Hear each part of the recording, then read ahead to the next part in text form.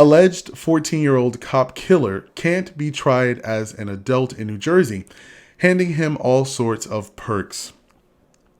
He's accused of killing a Newark cop, but he won't be tried in public and likely won't even serve out a 20-year sentence if convicted.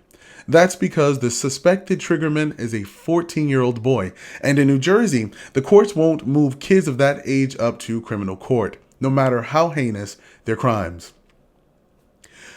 1 year in age may not seem like much, but it will make a world of difference for the unidentified teen who's been charged with murder for allegedly gunning down 26-year-old Detective Joseph Ascana with an automatic weapon Friday night on a Brick City street corner. For one thing, a family court judge will handle the case in secret proceedings, then decide the verdict. No juries allowed. The potential sentence would also be very different. If the alleged shooter were tried as an adult, a jury could slap him with 30 years to life in prison for killing a cop. But as a juvenile, the most a suspect could face is 20 years, and he probably wouldn't even serve the whole thing, since there is no mandatory minimum for minors, the expert added, in New Jersey.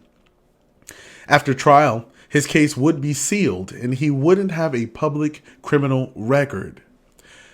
Practically speaking, his case is in the newspaper and everybody's gonna know he was charged. But if somebody says to him at a job interview, "Have you ever been arrested?" his case is sealed, so the answer is no. The situation has left cops throughout the Garden State enraged at what they feel is a failure of justice. One cop said this, and I quote, "He was old enough to acquire a gun, and he was apparently old enough to engage the police in a shootout. But now you're going to say he's not old enough to be the tough guy in court, that he was on the street."